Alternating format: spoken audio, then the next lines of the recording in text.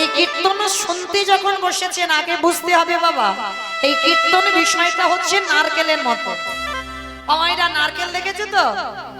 তাহলে তা দেখো না, গ্রামাঞ্চলের মানুষ সবাই দেখেছে। আচ্ছা, যারা যারা নারকেল দেখেছো মা, নারকেলের বাইরে একটা খসা আছে, খসাটা ছাড়ালে কি নারকেলের স্বাদ পাবে? ওরে বাবা, খসা ছাড়ালে ভিতরে আরো বেশি শক্ত। তাহলে সেই শক্তটাকে ভাঙতে হবে, নারকেলের শ্বাসটাকে ছাড়াতে হবে, তারপরে যদি আস্বাদন করো তারপরে বুঝবে নারকেলের স্বাদটা কেমন। এই কীর্তন বিষয়টা আমার ঠিক ওই রকম। শুধু কীর্তনিয়ারা বলবে আর কানে শুনে একটা কাহিনী হবে আর কানে শুনে চলে যাব, হবে না বাবা। সবার আগে বলে দিচ্ছি, হরিবাসরে দাঁড়িয়ে কীর্তন শুনতে গেলে আগে বাবা অনুভব করতে হবে, বিষয়টাকে আগে অনুভূতি দিয়ে জানতে হবে। এই যে কীর্তনিয়ারা বলে যাচ্ছে বাবা, হরিনাম ছাড়া মানুষের কোনো গতি নাই, সত্যি কি গতি আছে? ভালো করে একটু অনুভব করে দেখেন বাবা, গতি আছে। যে যত বড় ধনী হও না কেন, যার যত টাকা থাকুক না কেন, যার যত অর্থ থাকুক না কেন, কেউ যদি বাবা সোনার বিছানায় ঘুমায়, কেউ যদি টাকার বিছানায়ও ঘুমায়, মনে রাখতে হবে বাবা, শেষের দিনে তোমার এরা আপন কেউ নয়। ও মায়েরা, যে যত তাড়াতাড়ি জানতে পারবে তত তাড়াতাড়ি তার লাভ হবে। এ পৃথিবীতে যা যা কিছু দেখছো বাবা, আজকে যেটা তোমার আছে কালকে সেটা অন্য কারোর হবে। মানে যা যা কিছু দেখছো, যারা গীতা ভাগবত জ্ঞানী, এখানে যা যা কিছু আমরা দেখছি সব অনিত্য বস্তু। আর নিত্য বস্তু যদি থাকতে হয় সেটা হলো আমার গৌর গোবিন্দ চরণ। সকাল সকাল যদি ওলগতে হয়, ওই চরণ দুটো আগে আঁকড়ে ধরো, কারণ ওই চরণ ছাড়া তোমার শেষের দিনে আর কেউ সাথী হবে। কিন্তু বাবা আমরা জানি সবাই, জেনে বাবা না জানার ভান করি। সকাল থেকে রাত্রিতে ঘুমাতে যাওয়া পর্যন্ত ছেলে আমার, মেয়ে আমার, জায়গায় আমার, জমি আমার, বিষয় আমার, বৈভব। কিন্তু মনে রেখো ভাই, বাঁশি যদি বেজে যায় পড়ে থাকবে সরকারি খামার। এসেছো একা, তুমি যাবে একা। যেদিন এসেছিলে বাবা সেদিন তোমার পরনে একটা সুতোও ছিল না, আর যেদিন ভব ছেড়ে তুমি চলে যাবে সেদিনও তোমার পরনে একটা সুতো পর্যন্ত কেউ দেবে না। এলে খালি হাতে, যেতে হবে আমাদের খালি হাতে। কটা দিনের জন্য একটু অভিনয় মঞ্চে অভিনয় করলাম, কিন্তু যাওয়ার সময় যাদের আঁকড়ে বসে রইলে কৃষ্ণ ভজন করতে পারলে না, 24 ঘন্টায় সংসারে মেতে রইলে, একবারের জন্য কৃষ্ণ বলে কাঁদতে পারলে না, কেউ তোমার শেষের দিনে সাথী হবে না। তবে বাবা সাথী হবে না বলা ভুল, দুটো জিনিস তোমার সঙ্গে হবে। কি? এক হলো মা তোমার কর্মফল, ওটা তোমার সাথে যাবে। ওই কর্ম তোমার কোনোদিন ছাড়বে না বাবা। কতদিন হরিবাসনে বসলে, কতদিন সাধু সঙ্গ করলে, কতদিন গুরুচরণ আশ্রয় করলে, কতদিন যাবত তুমি একাদশী করছো, কতদিন তুমি তুলসী তলায় জল দিচ্ছ, কতদিন গোবিন্দ চরণে তুলসী দিলে। এই ভালো ভালো কর্ম আমাদের সাথে যাবে। আর বাবা আমি মৌমিতা একটা গ্যারান্টি দেবো, আর একজন সাথে যাবে। সে কে জানো? জানি না আপনাদের এই বর্ধমান তো পূর্ব, বেশ জানি না আপনাদের এই পূর্ব বর্ধমানে নিয়ম আছে কিনা, তবে আমার ডায়মন্ড হারবার গঙ্গাসাগর এলাকায় নিয়ম আছে মা। সে যত বড় লোক হোক আর গরিব হোক, মানুষের মৃত্যুর পর দুটো জিনিস ভাড়া করতে হয়, একটা হলো খোল আর একটা হলো করোটা। এই মরা দেহটাকে যখন ঘর থেকে বের করবি, ওই পিছনে বাজাবে বলো হরি হরি, বলো হরি হরি। কি মাইরা তোমাদের এই গ্রামে হয়তো? বাহ, তাহলে একটু বুঝতে সুবিধা হয়, কারণ সব জেলার নিয়ম তো এক থাকে না, ওই জন্য জিজ্ঞেস করলাম। তাহলে এই জায়গাটা একটু অনুভব করে দেখেন বাবা। দুর্গা পূজা, কালী পূজা, লক্ষ্মী পুজো, সরস্বতী পূজা, মনসা পূজা, শীতলা পূজা, যে কোনো পূজা হোক, যেদিন বাবা বিসর্জন হয় সেদিন তো বড় বড় বড় বড় ডিজে বক্স বাজবে। শুধু ডিজে বক্স বাজবে না মা, এমন ধুমধাড়াক্কা নাচ হবে না যেন হার্ট এক্ষুনি ব্লক হয়ে গেল। তোমাদের গ্রামে হয়, এখানেও হয়। এলাকায় বুঝি শুধু হয়, তার মানে এখানে হয়। তাহলে বাবা এই জায়গাটা একটু অনুভব করে দেখেন, সেটাও তো মা। তাহলে মাকে যখন জলে ফেলতে যাচ্ছ, এগুলো চেতনা বাবা। মাকে যখন জলে ফেলতে যাচ্ছ, তুমি ডিজে বাজাচ্ছ, ধুমধাড়াক্কা নাচানাচি করছো। আর যেদিন আমাদের দেহটা বিসর্জন হবে, সেদিন কি লরিতে করে একটা ডিজে বাজালে হতো না? নিশ্চয়ই হবালে হতো। তাহলে হবাচ্ছি না কেন? এই জায়গায় আমার চৈতন্য মহাপ্রভু শিক্ষা দিলেন, ওরে কলিরিজি ভালো করে পিছনে ছেয়ে দেয়। এলি খালি হাতে যাচ্ছে, সে খালি হাতে। তাহলে তোর সাথী হলো কে? কর্মফল। আর কে সাথী হলো? যাত্রা, নাটক, ফাংশন, থিয়েটার যাই করো না কেন, কিছু তোমার সাথে গেল না। তাহলে গেল কে? এই হরি নাম যাবে।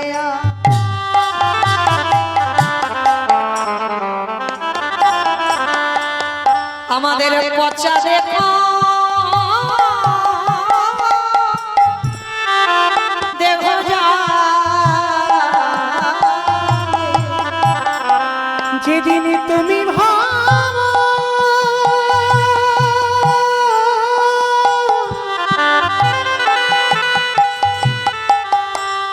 যেদিন তুমি ভাবো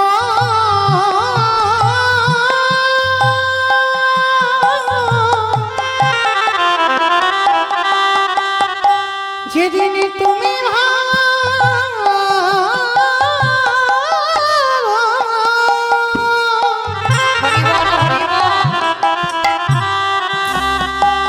ওই ভাব পারে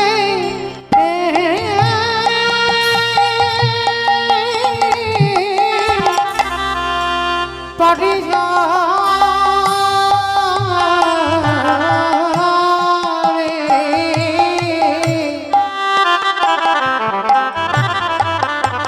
ওরে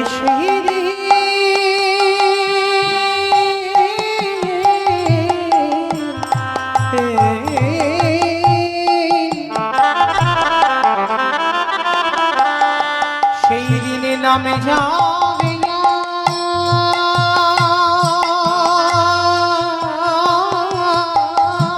এই জগতে কেউ তোমার আপন নয় মা, কেউ না।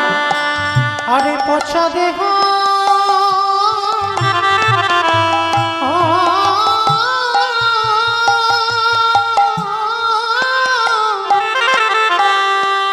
এই দেহ যাবে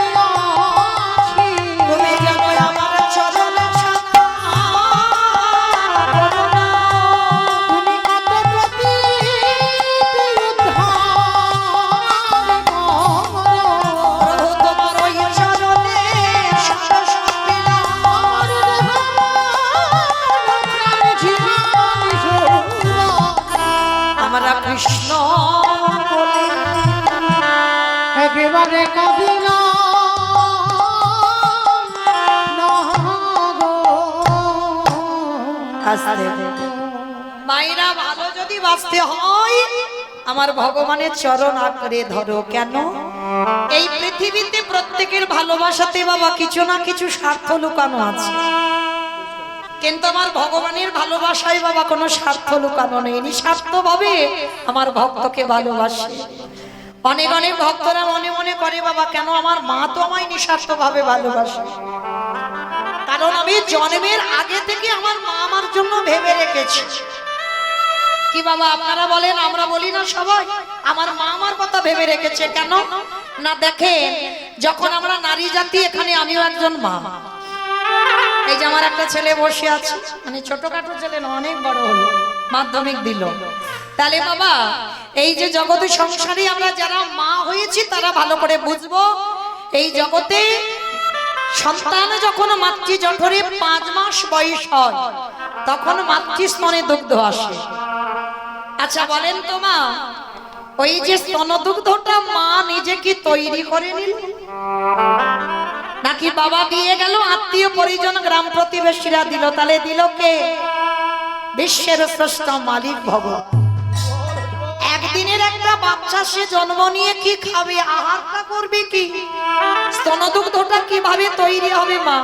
কতটুকু লবণ, কতটুকু মিষ্টি, কতটুকু টক, কতটুকু তিতো, কতটুকু ঝালে দিলে একটা স্তনদুগ্ধ তৈরি হয়, আজ পর্যন্ত কোনো বৈজ্ঞানিক করেনি।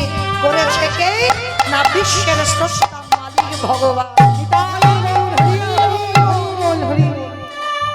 তাহলে মায়েরা মনে রাখতে হবে পৃথিবীতে সবার ঋণ শোধ হয়। আমরা আসবার আগে যে আমাদের কথা ভেবে রাখি, তার মতো দিনের দয়াল দীন বন্ধু আর কি জগতে কেউ হয়? তবে বাবা মনে রাখতে হবে, ভজন যদি করতে চাও, শিশুকালে কৃষ্ণ ভজে কৃষ্ণ পাওয়ার আসে, কৃষ্ণ পাওয়ার আসে, যৌবন কালে কৃষ্ণ ভজে আসে বাবা না আসে, আসে না আসে, বৃদ্ধ কালে কৃষ্ণ ভজে জমের তহর আসে। এই কথাটার মানেটা বুঝতে হবে বাবা। ভজন করতে হবে সকাল সকাল। আবার মহাজনেরা বলছেন 20 ফুলের সেবা হবে না। কি বাবা 20 ফুলের সেবা হয়? আমার মায়েরা ভালো বলতে পারবে। বলো তোমা, গাছে থেকে 20 ফুল তুলে গোবিন্দ চরণে নিবেদন করতে আছে? নেই, কারণ 20 ফুল সম আমাদের দেহতত্ত্বের দিকে দেখেন বাল্যকাল, এটা 20 ফুল। এই যে ছোট ছোট ছেলে মেয়েরা বসবে বাবা কীর্তন আসরে, এদের কি সেই অভিজ্ঞতা আছে? না আপনারা আমরা ধ্রুবের মা হতে পেরেছি, আমরা প্রহ্লাদের মা হতে পেরেছি। সে ধ্রুব প্রহ্লাদ ওদের 20 ফুল গোবিন্দ সেবায় লেগেছিল, কিন্তু কলিযুগে বাবা 20 ফুল সেবায় লাগবে না, কারণ কলিযুগ তো ওই হাতে একটা মোবাইল হলেই হয়ে গেল, ও ফুল সেবায় লাগবে না। আবার বলছি বাসি ফুল তো লাগবেই না বাবা, সবাই জানি আমরা, যে ফুলটা কালকের ফুটেছিল আজকে ঝরে পড়ে গেছে বাবা, সেই ফুল সেবায় লাগবে। আর বাসি ফুল সম দেহ তত্ত্বে বৃদ্ধকাল, দন্ত পড়ে যাবে, কেশ পেকে যাবে, চামড়া আলগা হবে। কি গো মায়েরা, দাঁত যদি পড়ে যায় ঠাকুর ঘরে গিয়ে হরিবল হবে, হবিবল হয়ে যাবে। স্নান করে ঠাকুর ঘরে গিয়ে আহ্নিক করতে বসবে, অনেকক্ষণ সময় লাগবে তো, কখন বাবা আহ্নিক করতে করতে ঢুলে এ ফুল গোবিন্দ সেবায় লাগবে না। শরীর অলস, নিচ্ছে না, টানছে না শরীর, এ ফুল সেবায় লাগবে না। তাহলে সেবা দেবে কোন ফুল? আজকের এর ফোঁটা ফুল। আর আজকের এর ফোঁটা ফুল সম আমাদের এই যৌবন কাল। এটা আমার কথা নয় বাবা, আমার গোবিন্দ বারে বারে বলেছে, রাধে গো ভক্তের যৌবন বড়, আমি ভালো বলি ও প্রেম,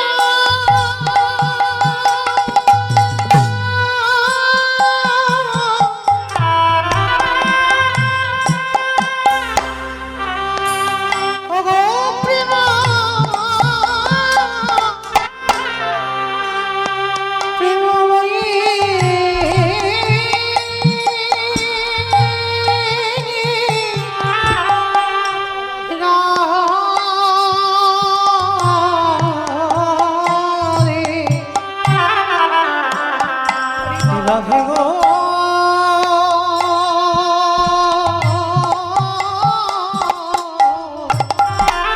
ভক্তের যৌবন ছাড়া আমি কিছু চাই না। আমি যৌবনে বড় বড় ভালো বাবা ঠাকুর যৌবন বলতে কোন সময়কালকে বোঝালো? যেদিন আমাদের 10 ইন্দ্রিয় চলবে, এই দাঁড়াবার শক্তি থাকবে, দুটো হাত গোবিন্দ সেবার কাজে লাগবে, দুটো নয়ন গোবিন্দ রূপ দেখবে, যেদিন এই দুটো কর্ণ কৃষ্ণ নাম শুনবে, যেদিন এই 10 ইন্দ্রিয় গোবিন্দ সেবার, সেই সময় কালকে বলছে যৌবন কাল। শরীর যখন সতেজ থাকবে বাবা, তখন নাম ভজন করে যত তৃপ্তি পাওয়া যাবে, বার্ধক্যকালে হবে না, আর কুড়ি ফুলে মানে বাল্যকালেও হবে না। যার জন্য তো বাবা আমার গোবিন্দ যখন বৃন্দাবন ছেড়ে মথুরায় চলে গেল, আপনারা জানেন মাথুর লীলা 100 বছর রাধারানী কেঁদেছিল, একটা দুটো বছর নয়, 100 বছর। আমার গোবিন্দকে রাধারানী প্রশ্ন করেছিল, বধূ যে রাধারানী এক পলক তোমারই না দেখলে থাকতে পারে না, জলের কলসি জলে থাকে, জলে ফেলে জলাতে যাই, তুমি তো সবে জানো, আমার ঘরে জ্বালা আমার বাইরে জ্বালা, তবু সেই বাদের ঘরে থেকে তোমাকে এক পলক দেখবার জন্য আমি যমুনার তীরে ছুটে যাই।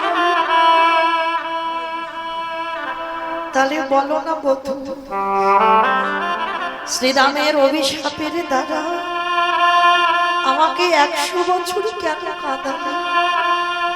গোবিন্দ আমার হেসে বলল, রাধে বিশ্ব ব্রহ্মাণ্ডে যা যা কিছু ঘটে সব আমার চিত্রপটে, আমি জেনে শুনেই তো তোমার কাঁদিয়েছি। কেন কাঁদালে? তুমি তো জানো আমি তোমাকে ছাড়া থাকতে পারি না, তাহলে এক পলক না দেখে যে রাধারানী থাকে না, 100 বছর থাকবে কি করে ভাবলে না তো? বলে রাধে গো, এই জগতে তুমি হলেন আশ্রয় তত্ত্ব, আরে আমি হলাম বিষয় তত্ত্ব। ওগো রাধে, এই জগতে তুমি আশ্রয় হয়ে, তুমি নিজের রাধারানী হয়ে কেঁদে জগৎকে দেখাও। যদি যদি আমাকে আশ্রয় করে কেউ রাধারানীর মতো যদি একজন ভক্ত কাঁদিতে পারে, ওগো তার চিরে কৃষ্ণ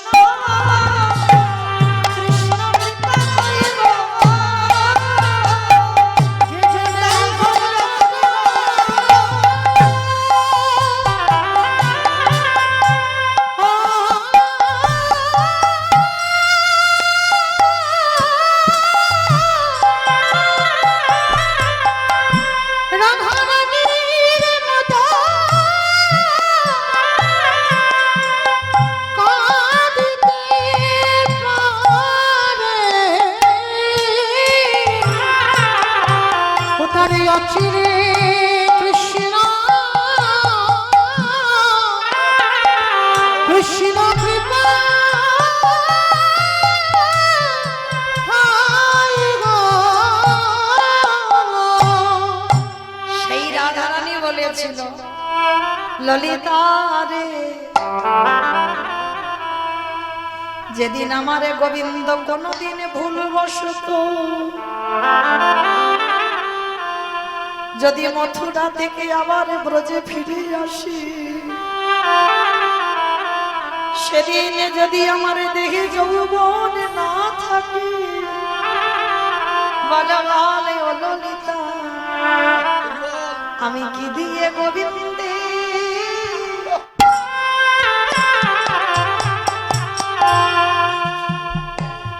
গোবিন্দের সেবা আমার দেহ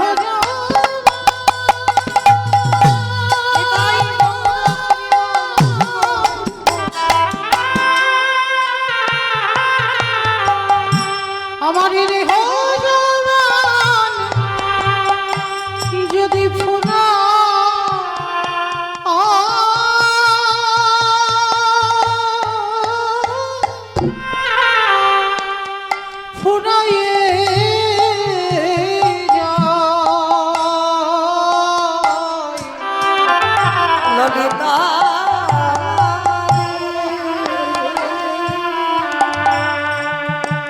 বিশাখা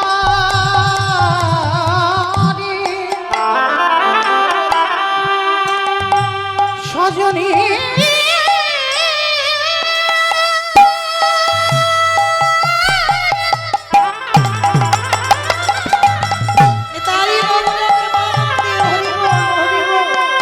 যেদিন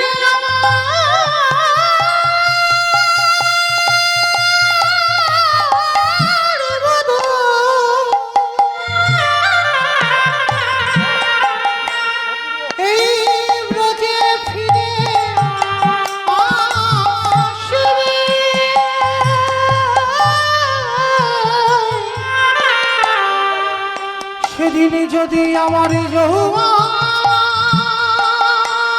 না থাকে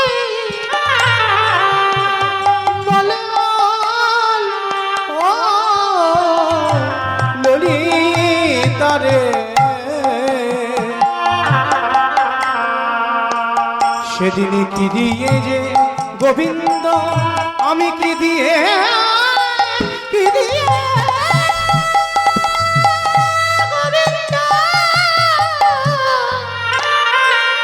গোবিন্দ সেবা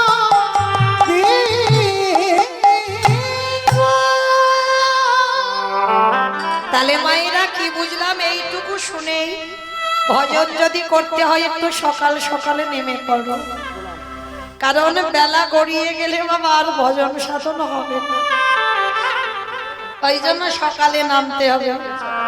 তাহলে মায়েরা চলেন, এই যে আমার কীর্তনের প্রারম্ভে আগে কমিটি দাদাদের প্রণাম দিলাম কেন, শুধু আমি নয় আপনারা যতজন ভক্তবৃন্দ এসেছেন আশীর্বাদ করে যাবেন যেন তাদের অন্তিম সময় পর্যন্ত এইভাবে গৌর গোবিন্দ চরণে মন মতি থাকে।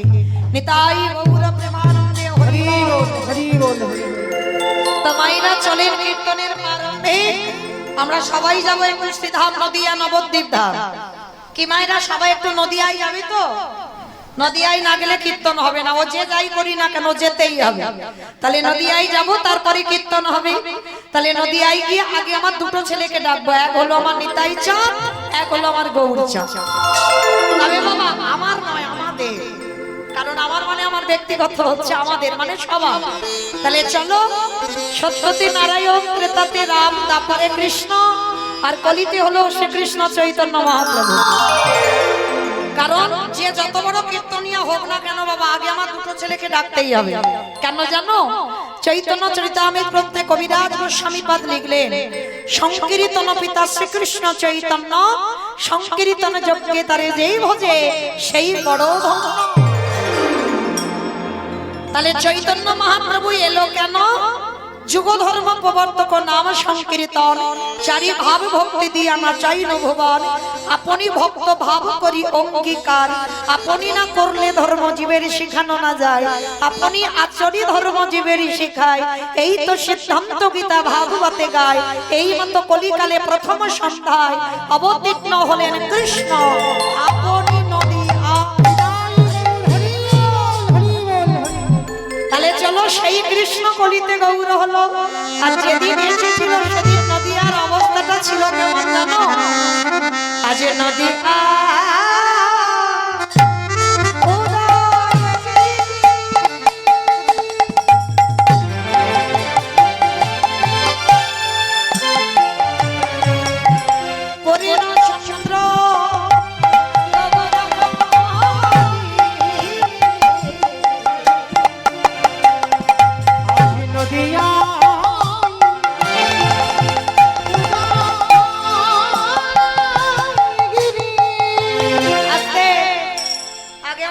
সঙ্গে একটু কথা বলে নি। মায়েরা এই কীর্তন শুনতে গেলে প্রভুর জন্য একটু কাজকর্ম করতে হয়, জানো তো কাজগুলো কি কি? বসে বসে ঘুমোতে হয়, বসে বসে ঘুমাতে হবে। কেউ ঘুমায়নি, রান্না করে খেয়েছে। মায়েরা যদি কেউ ঘুমায় ওই রোগটা খুব ছোঁয়াচে রোগ, যদি মাঝখানে ধরে যায় এখান থেকে তো আমি যেতে পারবো না, একটু ঠেলা দিয়ে তুলে দিও কেমন?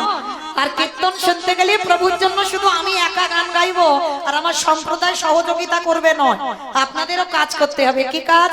শঙ্কর ধ্বনি, উলুধ্বনি, আর যাদের যাদের হাত এসেছে যাদের হাত বাড়িতে খুলে এসেছো বলবো না, যাদের হাত আছে। কি বাবা সবার হাত আছে তো? যাদের আছে কই একবার দেখাও। নিতাই গৌর প্রেমানন্দে হরি বল, হরি বল। বাহ, ও মাইরা আমার জন্য কিন্তু বলিনি, যারা এখানে শাস্ত্র জ্ঞানী, যারা তত্ত্বজ্ঞানী ভালো করে জানবেন। নববিধা ভক্তির মধ্যে শেষে বললেন আত্মনিবেদন। আর এইটা যতক্ষণ না হচ্ছে আমার বলতে যা কিছু আছে আমি সব তোমার চরণে দিলাম, মানে একেবারে ফুল সারেন্ডার করতে হবে ভগবানের চরণে, তারপরে কৃপা লাভ হবে। তাহলে মায়েরা সেটা তো আমার জন্য নয়, আপনাদের জন্য, এই গ্রামের মঙ্গলের জন্য। তো চলেন মায়েরা কই দেখে একটু প্রেম সিঁদুর ধ্বনি দেন। আজ নদী ও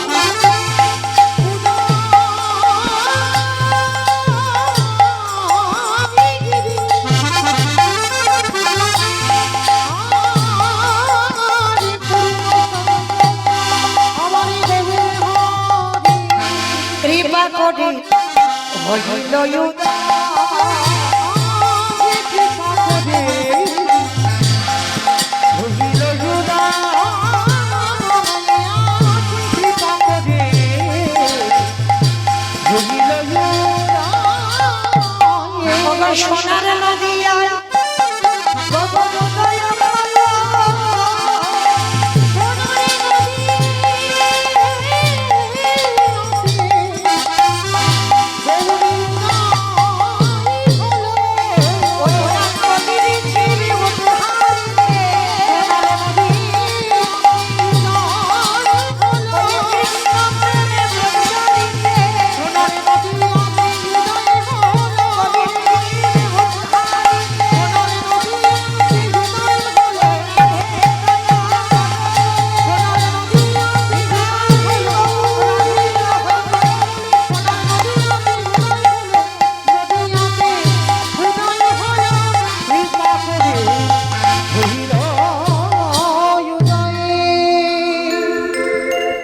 কৃষ্ণ কলিকালের মাটিতে গৌর হলো। কাঠটাকে এসেছিল শান্তিপুরীর মাটিতে পুরো অদ্বৈত আচার্য মশাই। অমাইনা অদ্বৈত আচার্য মশাই চেনো তো? যেন ভেবে বসো না তোমাদের পাড়াতে কারোর নাম বললাম। পঞ্চতত্ত্ব ছবি যাদের বাড়িতে আছে দেখবেন মা, পঞ্চতত্ত্ব মানে বোঝো তো? 5 জনে হাত তুলে আছে। শ্রীকৃষ্ণ চৈতন্য প্রভু নিত্যানন্দ শ্রী অদ্বৈত গদাধর শ্রীবাসাদি গৌর ভক্তবৃন্দ। একটা বাচ্চাকে জিজ্ঞেস করবে বাবা, সে বলে দেবে মাঝখানে যিনি দাঁড়িয়ে আছে কলিযুগের ভগবান চৈতন্য মহাপ্রভু। আর ওই ভগবানে ডান দিকে দেখবে একজন বয়োজ্যেষ্ঠ মানুষ বসে দাঁড়িয়ে আছে, মানে মুখে চুলগোপ দাড়িগুলো বাবা পেকে সব সাদা। উনি হলেন বুড়ো অদ্বৈত আচার্য গোসাই। আর এনারই একটা নাম হচ্ছে মৃত্যুঞ্জয়। আমার বলো তো মৃত্যুঞ্জয় কোন ঠাকুরকে বলে? কালী ঠাকুর। কালী ঠাকুর শিব ঠাকুরকে বেশি বলে কালী ঠাকুর। শিব ঠাকুরকে মৃত্যুঞ্জয় বলা হয় কেন? সত্য ত্রেতা দাপর এই 3 যুগে আমার বাবার মৃত্যু হয়নি, একই শিব ছিল। ভাগবত বলছে ভগবান কৃষ্ণকে দেহত্যাগ করতে হলো, কিন্তু পরম বৈষ্ণব বাবা ভোলানাথ সত্যতে শিব, ত্রেতাতে শিব, দাপরে শিব। কিন্তু ওই বাবা কলিকালের মাটিতে আর শিব নয়, কলিকালের মাটিতে হলেন অদ্বৈত আচার্য গোসাই। কিন্তু কেন এই জায়গায় বাবা আমাদের প্রশ্ন, কীর্তন শুনলে হবে না। প্রথমে বলেছি নারকেল, এই নারকেলটাকে মনে রাখবেন, তারপরে কীর্তন শুনবেন। তাহলে সত্যতে শিব হলো, ত্রেতাতে শিব হলো, দাপরে শিব হলো, তাহলে কলিতে কি শিব হলে অসুবিধা হতো? হতো না তো। তাহলে হচ্ছে না কেন বাবা? অনেক অনেক ভক্তরা রেগে গিয়ে কি বলে জানো? বলে কলি যুগ তো, ওই জন্য বাবা আসছেন। কি বাবা বলে না অনেকে, কলি যুগ তো ওই জন্য আসে না। আচ্ছা সত্যি কি বাবা কলি যুগ খারাপ? কি গমাইদা কলি যুগ খারাপ? কলিযুগ যদি খারাপ হতো তাহলে ভগবান সত্য যুগকে ধন্য যুগ বলতো, ত্রেতা যুগকে ধন্য যুগ বলতো, দ্বাপর যুগকে ধন্য যুগ বলতো, কিন্তু বলেনি। কিন্তু কলিযুগটাকে বলছে বারবার ধন্য কলিযুগ। কেন কলিযুগটাকে ধন্য বললো জানো কি? ভেবে দেখতে হবে বাবা, কেন ভগবান বললো কলিকে ধন্য? সত্য যুগে লক্ষ্য করেন বাবা, ভগবান অস্ত্র ব্যবহার করেছে। হিরণ্যাক্ষ হিরণ্যকশিপুরকে মেরেছে। ত্রেতা যুগে রাম অবতারে রাবণ কুম্ভকর্ণকে মারলো। তারপরে কৃষ্ণ অবতারে শ্বেত বাবা অগন্তি। আমার থেকে আপনারা বেশি জানেন। কংস, শিশুপাল, দন্তবক্ষ, কালিয়না, পুতনা, অকাসুর, বকাসুর, তৃণাবদ্রাসুর, আরো কত রথী মহারথী। কিন্তু কই একজন ভক্ত এখানে বলতে পারবেন কলিযুগে ভগবান কারোরে ধরে মেরেছে? কি মায়েরা, চৈতন্য মহাপ্রভু কারোরে ধরে মেরেছে?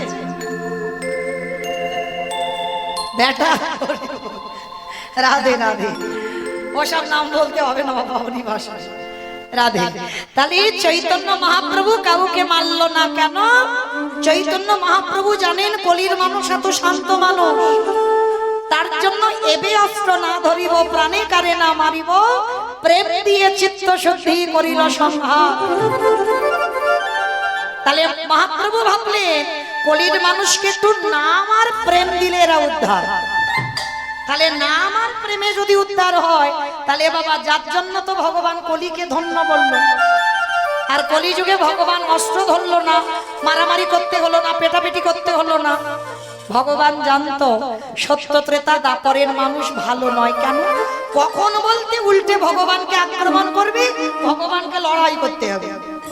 কিন্তু ভগবান কলিযুগে জানে আমারে কেরো ধরে মারবে, কারণ এদের একটু নাম আর প্রেম দিলে আমার মহাপ্রভুর জাতের বিচার ছিল না। কে হিন্দু, কে মুসলমান, জাতি ধর্ম নির্বিশেষে না, কে নারী, কে পুরুষ। দেখেন এখানে ভেদাভেদ আছে বাবা। যদি যাত্রা নাটক হতো দেখতে একটা বাঁশ বাঁধা হতো, একদিকে নারী একদিকে পুরুষ। কিন্তু মহাপ্রভুর নামটা এমনই একটা নাম, নারী পুরুষ সব একাকার হয়ে গেছে। কেন? এখানে আমাদের একটাই পরিচয়, আমরা সবাই হলাম কৃষ্ণ চরণের দাস।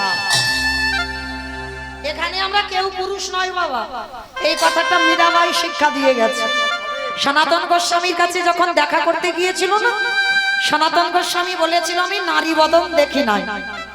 তখনই মীরাবাই হেসে বলেছিল তোমাদের ওই মহারাজকে গিয়ে জিজ্ঞেস করো, তোমাদের বাবাজিকে গিয়ে জিজ্ঞেস করো, যে জগতে পুরুষ তো একজন, আমার অনাদিরাদি গোবিন্দ। আর যারা আমরা এখানে বসে আছি, দাঁড়িয়ে আছি, আমি কীর্তনীয় সম্প্রদায়, সবাই হচ্ছে নারী, কেউ এখানে পুরুষ নয়। যদি বলেন বাবা এত বড় কথা, ভজনে যদি বসেন, প্রভু সেবা পূজায় যদি বসেন, সবার আগে খেয়াল রাখতে হবে বাবা, নিজেকে পুরুষ ভাবলে হবে না, ভাবতে হবে আমি বৃন্দাবনের একজন ব্রজ গোপী। আর এই গোপী ভাবে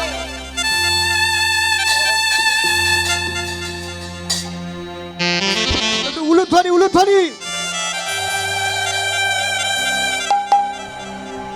নিতাই গৌর প্রেমানন্দে হরি বল, হরি বল। তাহলে এইভাবে যদি সেবা হয়, তবেই বাবা তোমার সেবা ধর্মটা সঠিক হবে। নারী ভাবে সেবা করতে হবে। যখন আসনে বসবে মনে করবে আমি গোবিন্দের একজন দাসী, এইভাবে সেবা করতে হবে, তারপরে কৃপা তাড়াতাড়ি হবে। তাহলে আজকের বাবা সেই বাবা ভোলানাথ তিন যুগের শিব হলো, কলিযুগের শিব নয় কেন? এই নয়ের কথা জানতে গেলে আমাদের সবাইকে যেতে হবে বাবা একটুখানির জন্য মহাভারত। ঘটনাটা তো মহাভারতে ঘটলো বাবা, যার জন্য বাবা কলিযুগের শিব রূপটা ধরতে পারছে না, একটা অপরাধ করে ফেলেছিল। অপরাধটা কি জানো? এই মহাভারতে বাবা যুধিষ্ঠির মহারাজ করেছিল রাজস্বই যজ্ঞ। যেমন ধরুন আমার এই কমিটি দাদারা কীর্তন করাচ্ছেন, একা একার দ্বারা কি হয় মা? অনুষ্ঠান একার দ্বারা হয়? হ্যাঁ, আপনারা প্রশ্ন করতেই পারেন, মৌমিতা কেন ব্যক্তিগত কীর্তন তো একা একা হয়? বলে না ভাই, অর্থই একজন দেয়, কিন্তু শ্রম বন্ধু বান্ধব গ্রাম প্রতিবেশী সবাইকে বলতে হবে, তবে একটা অনুষ্ঠান হবে। তো মহাভারতে যুধিষ্ঠির মহারাজ করছে রাজস্বই যজ্ঞ, আর আমার ভগবান কৃষ্ণ সবাইকে দায়িত্ব দিয়েছিল। আর যখনই সবাইকে দায়িত্ব দিয়েছিল আর যুধিষ্ঠির মহারাজ বলেছিল কৃষ্ণ কৃষ্ণ তুমি তো সবাইকে দায়িত্ব দিচ্ছ, তো কৃষ্ণ তুমি নিজে কোনো কাজ করবে না? ভগবান আমার একটু মুচকি হেসে বলেছিল দাদা আমি তো সবাইকে একটা করে কাজ দিয়েছি, আর তুমি কি জানো আমি আমার জন্য আলাদা করে দুটো দায়িত্ব ফেলে রেখেছি। সে কি সবাই একটা করে কাজ করবে, আর কৃষ্ণ তুমি নিজের জন্য দুটো কাজ? কি কাজ করবে কৃষ্ণ? বলে দাদা এই যজ্ঞে যত যত ভক্ত আসবে আমি কৃষ্ণ দয়াময় হয়ে সবার প্রথমে নিজের হাতে আগে পা ধোবার ব্যবস্থা। চমকে উঠল যুধিষ্ঠির মহারাজ, অসম্ভব, কৃষ্ণ কেউ জানুক না জানুক আমি জানি তুই কি আর আমি কে, আর তুই কিনা যজ্ঞেতে যারা যারা আসবে কে নিচু জাত কে উঁচু জাত জাতির ঠিক নেই, তুই সবার পা ধোয়াবি। অমাইরা বৈষ্ণবের কোনো জাত হয় না, কখনো হয় না। বৈষ্ণব একটা জাত নয়, বৈষ্ণব একটা ধর্ম। যে নিচু জাত হলেই যে বৈষ্ণব হতে পারবে না, উঁচু বংশে জন্ম নিলে তবে বৈষ্ণব হবে না। যে কুলেই জন্ম নাও না কেন তাকিয়ে দেখেন বাবা ওই রোহিতাস মুচির দিকে, একটা মুচির ছেলে ভগবানের বিচারে সে বৈষ্ণব হলো। তাহলে বৈষ্ণবের কোনো জাত হয় না বাবা, নিচু কুলে জন্ম নিয়েও বৈষ্ণবতা অর্জন করা যায়, কিন্তু বৈষ্ণবতা নিতে গেলে একটাই কথা মনে রাখতে হবে। কি কথা? ত্রিনাদপি শুনিচিন তরুরিব সহিষ্ণুনা অমানিনা মানদেন কীর্তনীয় সদা। এই কথাটা অনুসরণ করে বাবা বৈষ্ণবতা অর্জন করতে। তৃণ মানে ঘাসের মতো হতে হবে বাবা, যখন পা দিয়ে মারিয়ে চলে যাবে ঘাসকে, ঘাস একবারও মাথা তুলে বলবে না যে তুই আমারে মারিয়ে গেলি কেন। গাছের মতো সহিষ্ণুতা অর্জন করতে হবে। দেখবেন বড় বড় গাছ দাঁড়িয়ে আছে বৃষ্টিতে ভেজে রোদেতে পুড়ে যায়, বলে না আমার ঠান্ডার সময় কাঁথা গায়ে দাও, বলে না বৃষ্টির সময় ছাতা দাও, গরমের সময় বলে না আমার এসি দাও। বৈষ্ণবতা অর্জন করতে গেলে তোমাকে সহিষ্ণুতা হতে হবে। তোমাকে যদি কেউ এক গালে চড় দেয় আর একটা গাল বাড়িয়ে দিতে হবে, অপরাধ না করেও মাথা নিচু করে মেনে নিতে হবে।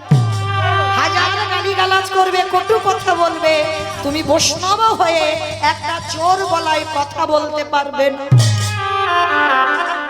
আর বৈষ্ণবতা তখনই হবে ভক্ত চিনতে গেলে বাবা পোশাক আশাক এটা তো ভগবানের কাজ করতে গেলে আভরণ পরতে হয়। দাদার সঙ্গে তিলক সেবা, গলায় তুলসীর মালা, গেরুয়া বসন শিখা মাল নামের মালা, এগুলো আভরণ, দেহ শুদ্ধ। কিন্তু ভক্ত চিনবে কি করে?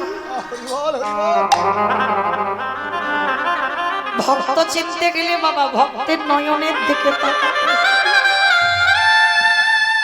একবার একবার কৃষ্ণ নামে যার নয়নে ভাবি ছুটি, একবার কৃষ্ণ নামে যার শরীরটা কেঁপে ওঠে, তবেই জানবে তোমার মধ্যে কিঞ্চিত বৈষ্ণবতা অর্জন হয়েছে। মা আজকের ভগবান কৃষ্ণ হেসে বললেন যুধিষ্ঠির মহারাজকে, দাদা আমার জাতের বিচার কোনো কালেই ছিল না, যদি থাকতো চণ্ডালিনী শবরীমাকে উদ্ধার করতে পারতাম না, যদি থাকতো নবদ্বীপের মলয় চাঁদ কাজীকে উদ্ধার করতে পারতাম, আমার জাতের বিচার নেই। কিন্তু কৃষ্ণ কি এমন হলো, এত কাজ ছিল, পা ধোয়ার দায়িত্বটা নিচ্ছিস। ভগবান আমার হেসে বলছে, জানো দাদা তুমি বোধহয় ভুলে যাচ্ছ, একটু আগে একটা কথা বললাম না বাবা, নিজে আচরি ধর্ম জীবেরই শিখায়, নিজে না করলে ধর্ম জীবকে শেখানো না যায়। এই কথাগুলো বাবা কীর্তনিয়ারা বলে, দেখবেন সব কীর্তনিয়া বলবে প্রায়, নিজে আচরি ধর্ম জীবেরই শিখায়, নিজে না করলে ধর্ম জীবকে শেখানো না যায়। বাবা যদি আমার আচরণ যদি ঠিক না হয়, আমি যদি কৃষ্ণ বলে না কাঁদি, তাহলে আমার কথা শুনে অপর কৃষ্ণ বলে কাঁদবে বলে মনে কর। আমি যদি আমার বাবা মাকে সম্মান না করি, তাহলে কি আমার কথা শুনে কেউ সম্মান করবে? আমি যদি নিজে সাধুগুরু বৈষ্ণবকে সম্মান না দিই, তাহলে আমার কথা শুনে বাবা কেউ সম্মান দেবে? তাহলে আগে আচরণ ঠিক করতে হবে, নিজেকে তৈরি করো, তারপরেই তো তুমি অপরকে শিক্ষা দেবে। এই যে জায়গাতে দাঁড়িয়েছি না বাবা, এ আমার এক জনমের সাধনা। শুনলাম এসে আমার এই বাবাজির কথা, যার সমাধি মন্দির আপনাদের গ্রামে, আপনারা বড় ভাগ্যবান, বড় ধন্যাতি ধন্য। আমারও আজকের সৌভাগ্য যে এই মাটিতে দাঁড়িয়ে আজকে ভগবানের লীলা করছি। এও আমার এক জনমের সাধনা নয় বাবা, আপনাদের চরণে আমি অনেক ছোট, অনেক কনিষ্ঠ, অনেক কনিষ্ঠ। জানি না কি করে ভজন করতে হয়, কোনো মন্ত্র জ্ঞান, কোনো জ্ঞান, কোনো চেতনা আমার নেই। তবু কোনো না কোনো জনমের স্বীকৃতির ফলে আপনাদের মতো গুরুজনদের চরণে দাঁড়িয়েছি। তা বলেই এই নয় বাবা, আপনাদের থেকে আমি অনেক কিছু জানি। আমি একটা ক্ষুদ্র কলির কন্যা মাত্র, যেমন বলাবেন তেমন বলি। তো আজকের এই যে ভগবান কৃষ্ণ পা ধোয়াচ্ছে কেন? সমাজকে আপনাদের আমাদের শিক্ষা দিল। কি শিক্ষা জানো? ভগবান নিজে করে চৈতন্য দান করলো, তোরাও আমাকে দেখে শেখ। বাড়িতে যদি কোনোদিন গুরুজন আসে, সাধুগুরু বৈষ্ণব আসে, সবার আগে পা ধোয়ার ব্যবস্থাটা কর। এই নিয়মগুলো বাবা আগেকার দিনে ছিল। আমি দেখতাম আমার ঠাকুমারা বাড়িতে গুরুজন না এলে আগে পা ধোয়াতো, কিন্তু এখন আর এগুলো মানি না বাবা। যত টিভি সিরিয়াল দেখি আর তাদের মতো আচরণ হয়ে যায়। কিন্তু মা যদি এই অধম কীর্তনিয়ার কথা কারণ মনে থাকে, আমি চরম ধরে বলে যাই, বাড়িতে যদি গুরুজন আসে, সাধুগুরু বৈষ্ণব আসে, চেষ্টা করবে মা সবার আগে বসতে দেওয়ার আগে আগে পা ধোবার ব্যবস্থা করতে। তোমরা জানো না মা, ওই দুটো চরণে কি সম্পদ পাওয়া যায়। বছরান্তরে যদি গুরুদেব আসে, সবার আগে গুরুদেবের চরণ দুটো ধৌত করে দেবে। অনেক অনেক মায়েরা প্রশ্ন করবেন, মৌমিতা গুরুদেব তো দেহ রেখেছে, পাবো না। সাধুগুরু বৈষ্ণব বছরান্তর আসে না, তাহলে কি করব? তাদের উপায় ভগবান বলে দিয়েছে। কি বলেছে জানো? যে যার ঘরের বাবা মা তো আছে, বা শ্বশুর শাশুড়ি যাদের আছে তাদের কথা বলছি, আর যারা হারিয়ে ফেলেছো মরার আগের দিন পর্যন্ত কাঁদলে তো আর ফিরে পাবে না। কিন্তু মাগো যাদের আছে ওই দুটো মূল্যবান চরণ একটু যত্ন করে রেখে দিন। ওই দুটো চরণ খুব মূল্যবান। আমি বললে বাবা অনেক জায়গায় হেসে উড়িয়ে দেয়, কিন্তু আমি হাসির কথা বললাম না মা। ওই দুটো চরণ মূল্যবান, এটা আমি বলছি না, ভাগবতে কৃষ্ণ সুদামাকে বলেছি, সুদামা পৃথিবীতে সব থেকে বড় গুরু তো যে যার ঘরের বাবা মা, তারপরে গুরু হলো শিক্ষা গুরু, দীক্ষা গুরু, তারপরে গুরু হলাম আমি ভগবান। ভগবান কখনো বলেনি বাবা আমি সব থেকে বড় গুরু, আগে বাবা মার জায়গা দিয়েছে। বাবা বলেন তো, দুর্গা পূজা, কালী পুজো, লক্ষ্মী পুজো, সরস্বতী পুজো, মনসা পুজো, সব পুজো হচ্ছে, কই কোনোদিন জীবিত ভগবানকে পূজা করেছি আমরা? আর জীবিত ভগবানকে যে যার ঘরের বাবা মা, ওটা হচ্ছে জীবিত ভগবান। যেতে হবে না বৃন্দাবন, নবদ্বীপ, দক্ষিণ ভারত, পশ্চিম ভারত, কুম্ভ মেলায়, কোথাও যেতে হবে না। যদি তুমি বছর অন্তর একবার করে জীবিত ভগবানকে পূজা করো, ভগবান বলছে সেই ভক্ত যদি আমারে ডাকতে ভুলে যায়, আমি সারা জীবন সেই ভক্তের দরজায় ভক্তি হয়ে যায়।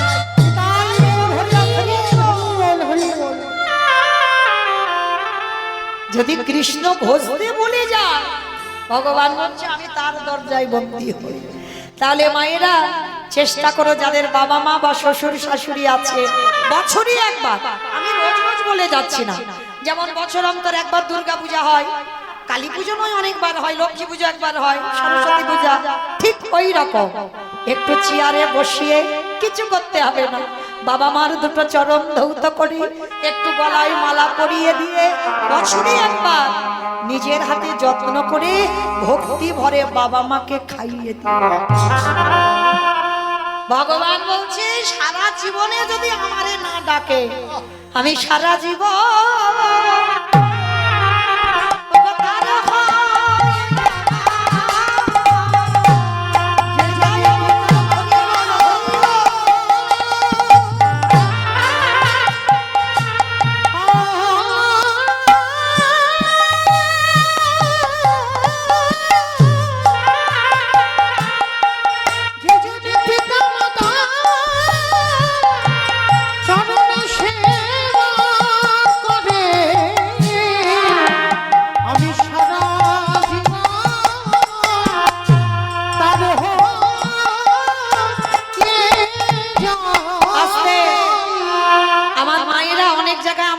প্রশ্ন করে, বলে মৌমিতা সন্তানকে কৃষ্ণ ভক্ত করব কি করে? বললেও তো শোনে না, কি করে কৃষ্ণ ভক্ত করব? আমি হরিবাসরে দাঁড়িয়ে বাবা একটা কথা বলে যাই, মা কৃষ্ণ ভক্ত তোমাকে করতে হবে না, আপনি থেকে কৃষ্ণ তোমার সন্তানের কাছে আসবে। কি করতে হবে জানো? 1 দিন থেকে 5 বছর পর্যন্ত তুমি সন্তানকে সেবা করো। কি বললাম? 1 দিন থেকে 5 বছর পর্যন্ত তুমি সেবা করবে, সন্তানকে খাইয়ে দাও, স্নান করিয়ে দাও, ঘুম পাড়াও, আদর করো, স্নেহ করো, যত্ন করো, সব করো। কিন্তু 5 বছরের পর থেকে সন্তানকে শেখাও আগে বাবা মার চরণ সেবা করো। মা হয়ে নিজে বলবে একটু আমার চরণটা একটু টিপে দে তো, পাটা একটু সেবা করতো, অভ্যাস করাবে। বাবা যদি রোদে থেকে আসি আগে বলবে যা একটু বাবাকে একটু জল দিয়া, এই সেবাগুলো শেখাতে হবে। আর সন্তানকে যদি এইভাবে পিতামাতার প্রতি ভক্তিটা শেখাও, ভগবান বলবে সে সন্তানকে কৃষ্ণ ভক্ত হতে হবে না, আমি নিজে থেকে সেই ভক্তের কাছে চলে যাই। কারণ ভগবান তো জানে আমার থেকে বড় গুরুর আগে সেবা করছে, আর তারে যদি সেবা করি ভগবান নিজে থেকে তার কাছে চলে যায়। তাই তো কৃষ্ণ দয়াময় রাজস্বী যজ্ঞে সবার আগে পা ধোবার ব্যবস্থা করলো। শুধু পা ধোয়ালো নয়, আরো একটা কাজ করেছে। কি কাজ জানো?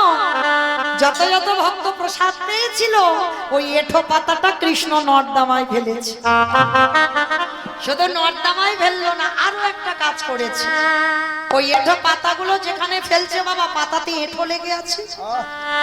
কৃষ্ণ দয়াময় ওই আড়ালে গিয়ে পাতাগুলো যেখানে ফেলছে বাবা, আর আড়ালে গিয়ে ওই যারা যারা প্রসাদ পাই আমরা, ওই পাতাতে লেগে থাকে না, ওই একটু করে পাতা থেকে এঠো নিয়ে কৃষ্ণ আমার সারা গায়ে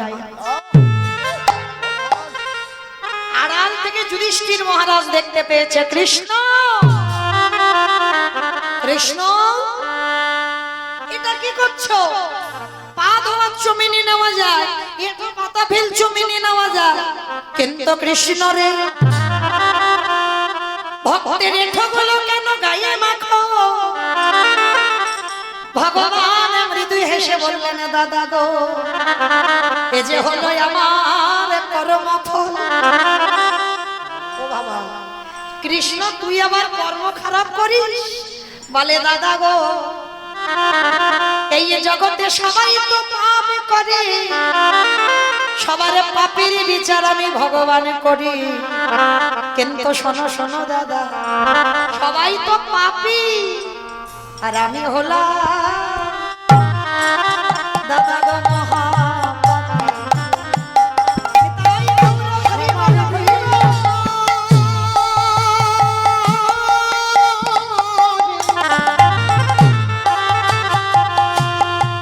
দাদা গো সমারি বিচার আমি করি কিন্তু আমি হলাম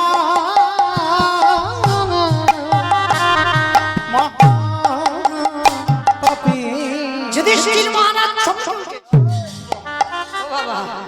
কৃষ্ণ তুই বলছিস মহাপাপী, কি এমন পাপ করেছিস? বলি ও দাদা গো ওই পাপ আমি তারপরে কৃষ্ণ হয়ে করি নাই, তাহলে কবে করলি? দাদা গো আমি পাপ কবে করেছিলাম জানো? ত্রেতা যুগে রঘুপতি রামচন্দ্রের অবতার, রাম অবতারে পাপ। কি পাপ দাদা গো? আমি রাম অবতারে মণিপুত্রকে হত্যা করলাম। আমার মণিপুত্রটা কে জানো? বিশ্বের সবার মনির ছেলে কে? রাবণ। বাহ, রাবণ, রাবণের বাবা ছিল বৃষশ্রবা মুনি, আর ওই রাবণকে বধ করেছিল রামচন্দ্র অকাল বোধন মানে দুর্গা পূজা করে। আর দুর্গা পূজা করে রাবণকে যখন মারলো, রামচন্দ্রের মাথা চুল থেকে পায়ের নখ পর্যন্ত পাপী হয়ে।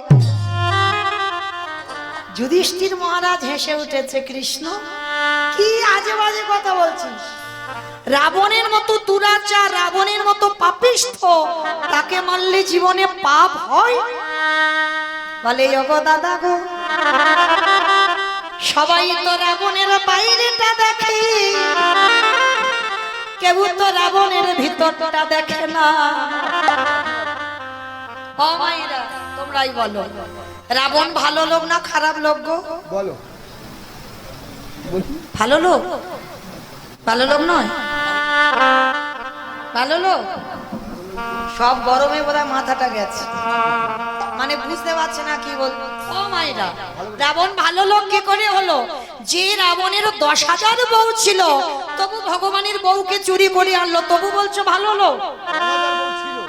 হ্যাঁ, তবু ভালো লোক। দেখেছো কিরম হ্যাকাতে করছো, তবু বলে ভালো লোক। তার মানে কীর্তন বোঝে। ওই যে বললাম কীর্তন মানে নারকেল। হরি বল।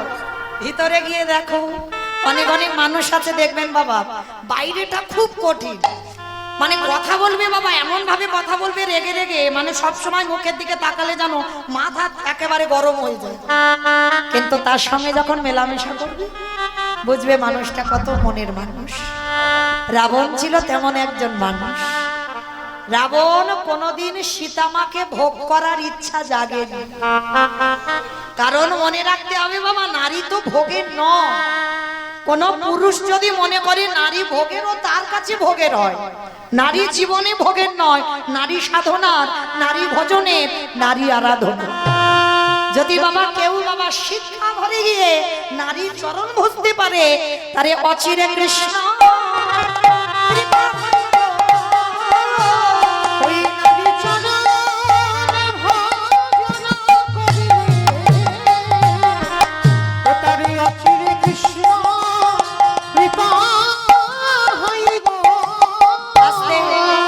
করেছিল না বাবা, এটা আমার কথা বিশ্বাস করতে হবে না। ওই চণ্ডী ঠাকুর রামের চরণ ভজন করে পেয়ে গেল গোবিন্দ চরণ। বিল্লমঙ্গল একজন পতিতা চিন্তামণির চরণে সেবা করে পেয়ে গেল গোবিন্দের ঠিকানা। জয়দেব গোস্বামী মা পদ্মাবতীর চরণে সেবা করে পেয়ে গেল রাধা মাধবের কৃপা। কি গো, বামে যজ্ঞেশ্বরী রাখতে হবে।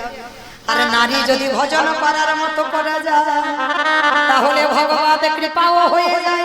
তবে ভজন জানতে হবে গুরু চরণে বসে। কি করে নারী ভজন করবে? তাহলে রাবণ রাজা সীতামাকে চুরি করেছিল ভোগ করার জন্য না, তাহলে কিসের জন্য জানো? অমাইরা তোমাদের বোঝাই একেবারে সোজা ভাবে। সিনেমা টিনেমা দেখো, আচ্ছা সিনেমা বাদ দাও, সিরিয়াল দেখো তো? ওইটা দেখে, দেখো আমি বারণ করছি না, সব দরকার দেখো। আচ্ছা যারা সিরিয়াল দেখো, আচ্ছা বলো তো শুধু সিরিয়ালে কি ওই নায়ক নায়িকা থাকলে জমজমাট হবে? একটা ভিলেন লাগবে, খলনায়ক। আর ভিলেন না হলে বাবা ওই মারামারি হবে, কাটাকাটি হবে, খুনোখুনি হবে, তবে তো সিরিয়ালটা জমে উঠবে। মানে তবে তো টান টান, মানে দেখার প্রতি একটা টান আসবে, তাই না? আচ্ছা বলো তো বাবা, যখন কিছুতে নায়ককে মারতে পারছে না ভিলেন, অনেক চেষ্টা করছে, অনেক চক্রান্ত করছে, নায়ককে মরে না, শেষ পদ্ধতিটা কি নেয়? নায়িকাকে চুরি করে, নায়িকাকে চুরি করে, করে না? আর নায়িকাকে যদি একবার চুরি করতে পারে, ও মায়েরা, আর নায়কের কাছে যেতে লাগে? 10 তলা বিল্ডিং থেকে নায়ক ঝাঁপিয়ে নাই। ও বাবা, এটা বাচ্চিকের কথা বললাম। একবার যদি নায়িকাকে ধরে আনা যায়, আর নায়কের কাছে যেতে হবে না, নায়ক 10 তলা থেকে লাফ মারবে। বাবা এবার তত্ত্বের দিকে আসে।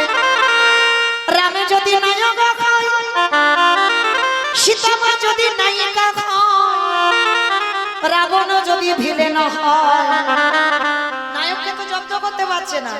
এইবার সীতামা নায়িকাকে তুলে এনেছে, শুধু তুলে আনেনি, চেরিরা অশোক কাননে বসে বসে মারছে। আর সীতা হারামে বলে কাঁদিছে। কি গো মায়েরা, আর কি রাম থাকতে পারবে? 7 সমুদ্র 13 নদী পার করে সোনার লঙ্কায় আসবে।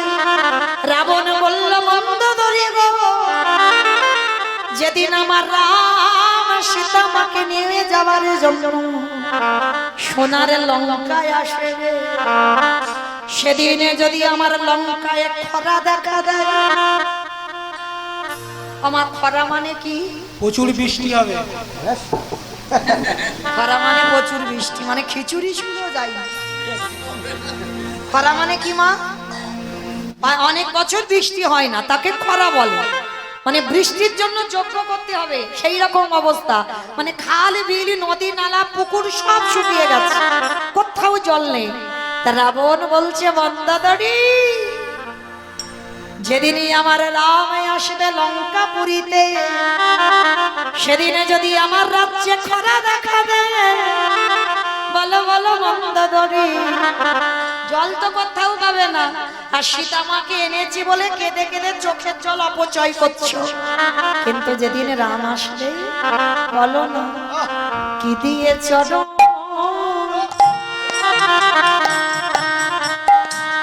তুমি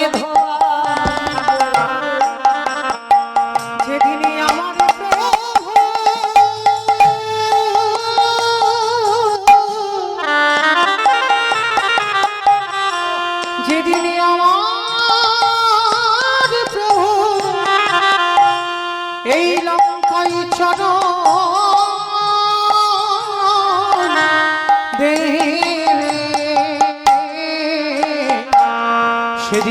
দিয়েছ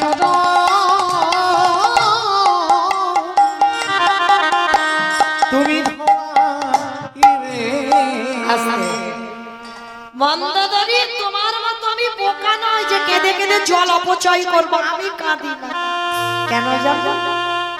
এই যে জলটা আটকে রাখল,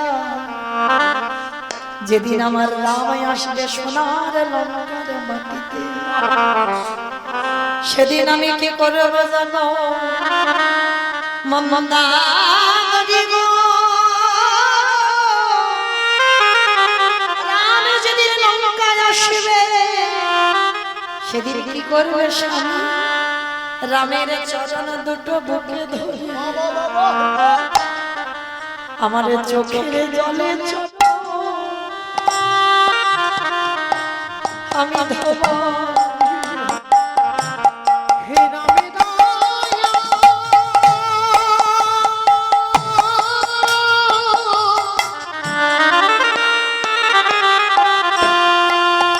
হে রামে দয়া বলে আমার চোখের জলে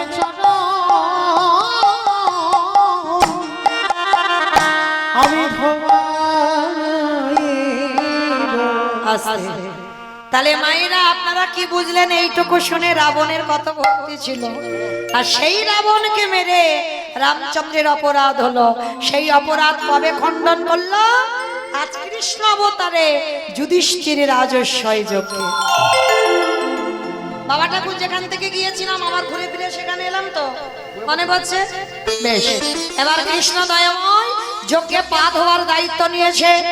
অগ্নিদেব, পবনদেব, বরুণদেব, ইন্দ্র, ইন্দ্রাণী, ব্রহ্মা, সাবিত্রী, শিব, দুর্গা সব পরপর লাইনে আছে, আর কৃষ্ণ সবার পা ধোয়ায় আর যজ্ঞের ভিতরে প্রবেশ করার।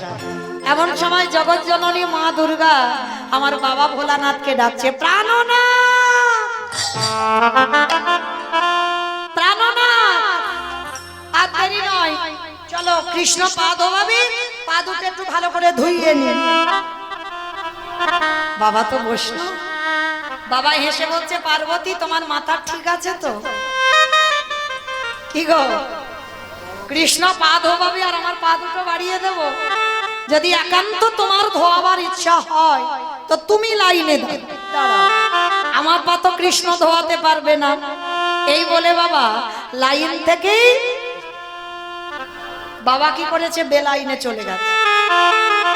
আর আড়ালে গিয়ে মনে মনে চিন্তা করছে, কৃষ্ণের চোখে ধুলো দিয়ে যজ্ঞে ঢুকবো। বাবা, সম্ভব? আমার চোখে ধুলো দেওয়া যায়? এই যে আমি দাঁড়িয়ে আছি, এই দিকে ঘুরছি, ওই দিকে ঘুরছি, পিছনে ঘুরছি, আমার চোখে ধুলো দেওয়া যায়?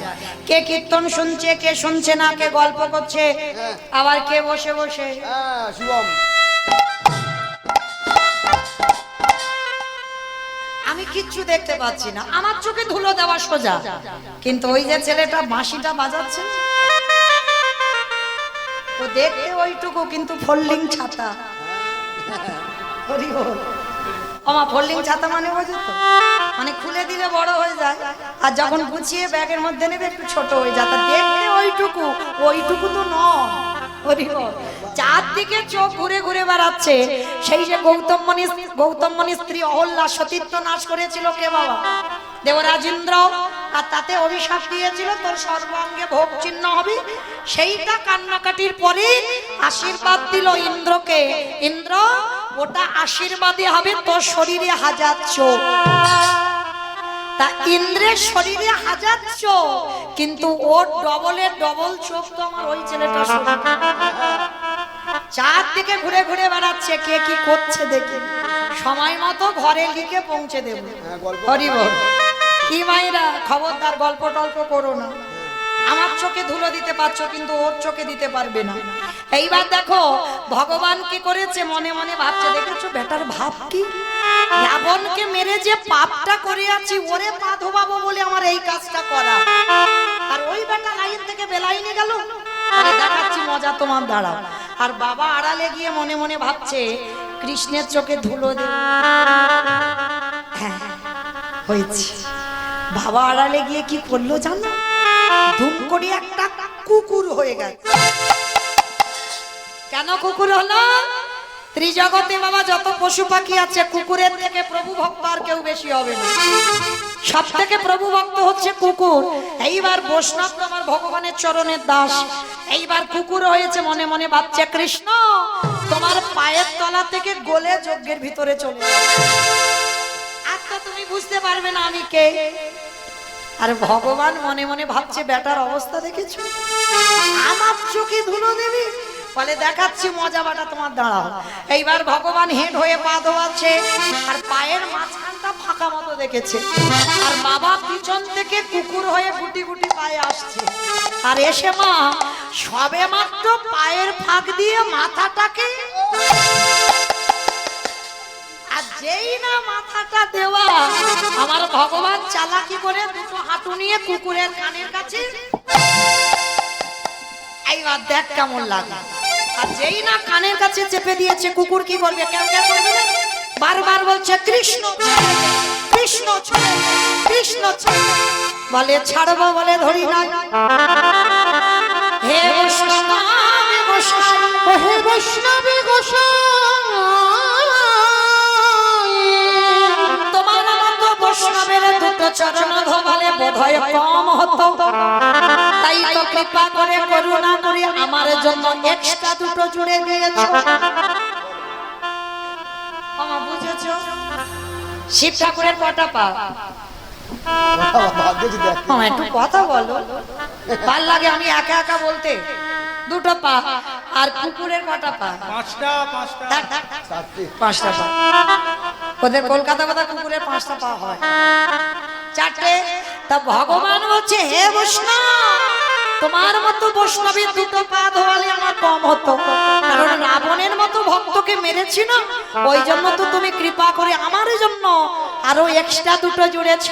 এবারে দাও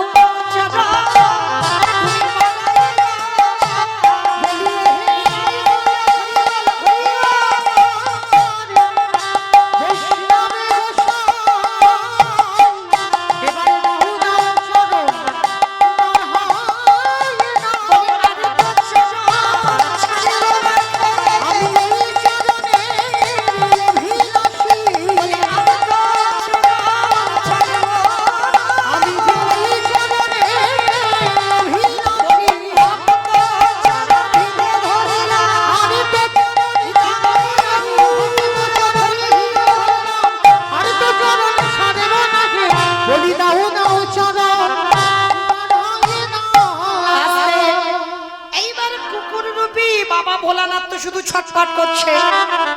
ভগবান কি করেছে? একটা মোটা দড়ি নিয়ে কুকুরের পেটে বেঁধেছে। বাবা কুকুরের পেটে যদি বাঁধা হয় তাহলে কি হবে? চারটে পা ছটফট করবে না? এইবার ভগবান মনে মনে ভাবছে চারটে পায়ের ব্যবস্থা করতে হবে। চারটে পা এক জায়গা ধরে ভালো করে দড়ি দিয়ে বেঁধে দিয়েছে। আর যেই না বেঁধে দিল, আর কি কুকুর কিছু করতে পারে? শুধু নয়ন জলে ধুলায় গড়াগড়ি দেয়, আরে কাঁদে আরে বলে কৃষ্ণ কৃষ্ণ রে,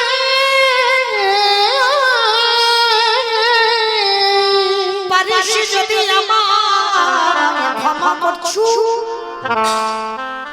কথা হবে না, যারে ধরি তারে ছাড়ি না, যারে ছাড়িয়ে জীবনে ধরি না। তোমার বুঝতে পারছো কথা? যারে ধরে তারে ছাড়ে না, আর যারে ছেড়ে দেয় কোটি কোটি জনম মাথা ঠুকলে আর ধরে না। হে বৈষ্ণব তোমারে যখন ধরেছি দেখো এবারে কি করি। এইবার কি করেছে ভগবান? সবার পাতো ঘটিতে করে জল দিয়ে ধোয়াচ্ছে। ও মাইরা, ভগবান পর্যন্ত বৈষ্ণবকে কোথায় রেখেছে জানো? কিন্তু বাবা আমাদের মতো কলির জীব আমরা সেই বৈষ্ণবদের পিছনে খুদ ধরে ধরে বেড়াই। অপরাধ নিও না বাবা, এই কান ধরে বলছি, সব জায়গায় অপরাধ করো। ভগবান বলছে আমার কাছে অপরাধ কর, আমি ক্ষমা করে দিতে পারবো, কিন্তু যেন জীবনে কোনোদিন ভুল করে বৈষ্ণবী দাঁড়িয়ে যদি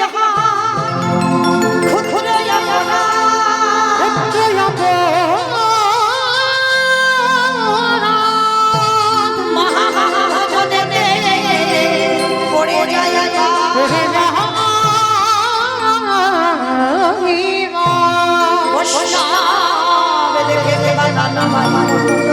দান হয় মন্দ তার মুড়ো পড়ে যায় নরকের গন্ধ বৈষ্ণব অপরাধ করে গঙ্গা স্নানে যায়। পতিত পাবন তারে দেখে দূরে সরে যায়। দূরে সরে যায়।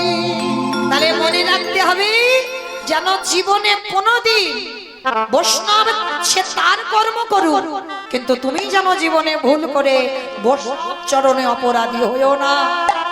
অনেক অনেক ভক্তরা আছে বাবা লোকের প্ররোচনায় পড়ে অপরাধী হয়, যেমন হয়েছিল নবদ্বীপে চপল গোপাল। বাবা এই তত্ত্ব বললে সারা রাতে আর শেষ হবে না। হ্যাঁ? কারণ গোপাল তো নিজের ইচ্ছাতে পাপ করেনি, বৈষ্ণব অপরাধ করেছিল কি ওই তর্কলঙ্কা বাচস্পতির প্ররোচনায় পড়ে শ্রীবাসের ঘরে ছাগলের মাথা, মদের হাড়ি, জবার মালা দিয়ে এলো। কেন?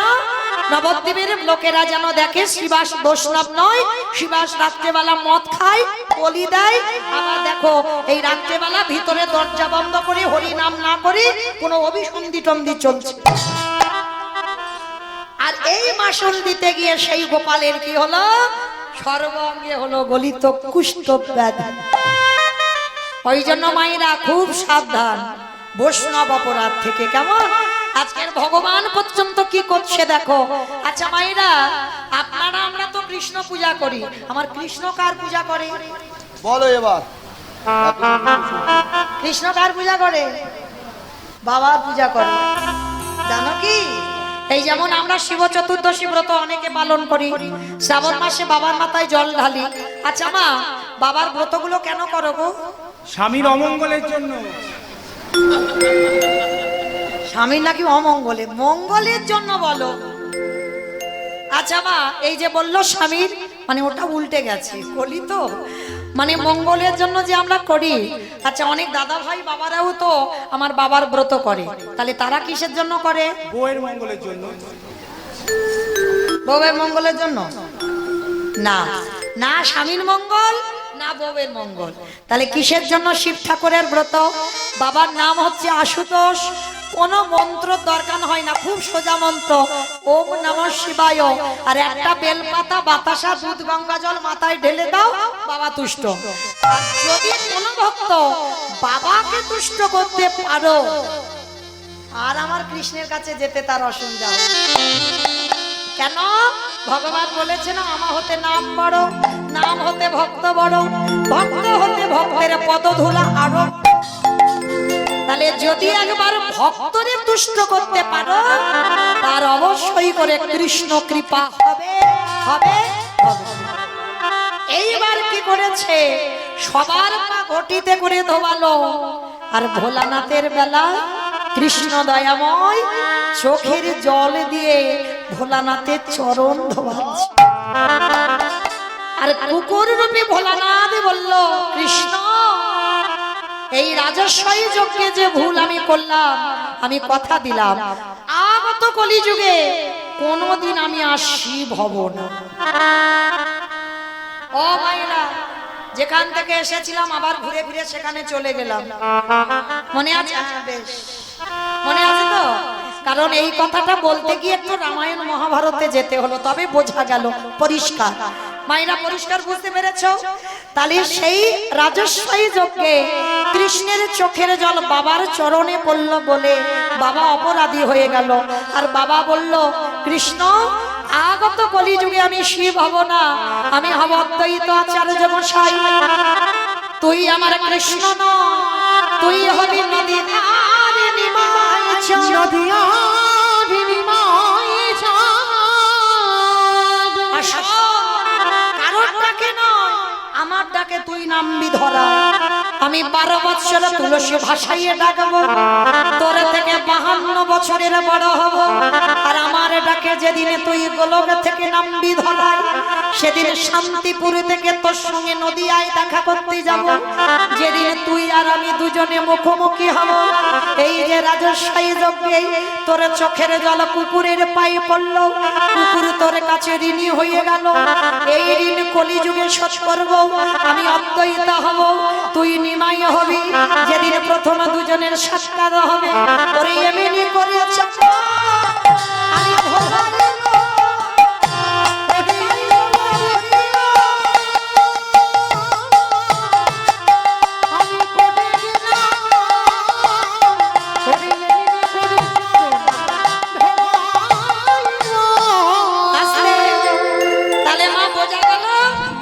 চৈতন্য মহাপ্রভু ওই শান্তিপুরে পুরোটাকে এলো।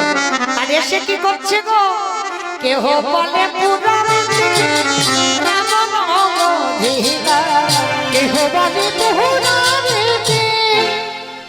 এগুলো আমার বানানো গান নয়। মহাজনী পদাবলী, বৈষ্ণব পদাবলী, কীর্তনাশরী শুনতেই হবে। যে যত গান গাই না কেন, পদাবলী না হলে বাবা কীর্তন হবে না। আচ্ছা মাইরা, উলু কই? মাঠে মাঠে কেহ বলে কেহ বলে পুরাণে আমার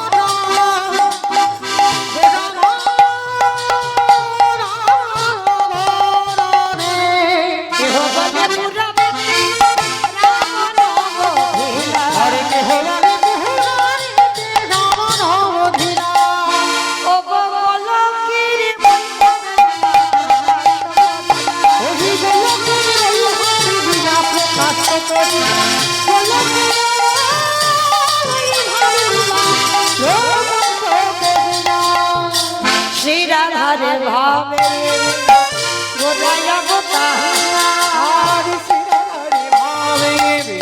গোদায়া গোতা শ্রীরাধারে ভাবে গোদায়া গোতা হরে কৃষ্ণ হরে কৃষ্ণ গৌরী কবিরা প্রসাদ হরে কৃষ্ণ গৌরী প্রসাদ। এইবারে লীলা প্রকাশ হলো, প্রকাশ হলো এইবারে লীলা প্রকাশ হলো, গোলকের বৈভব লীলা প্রকাশ হলো।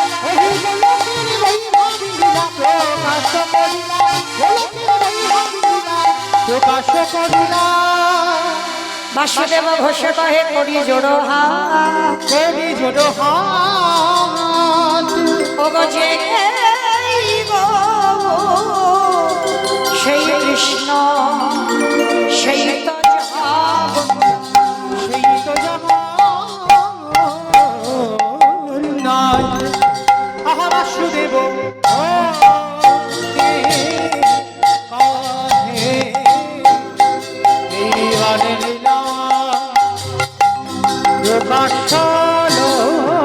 বাসুদেব বাসুদেব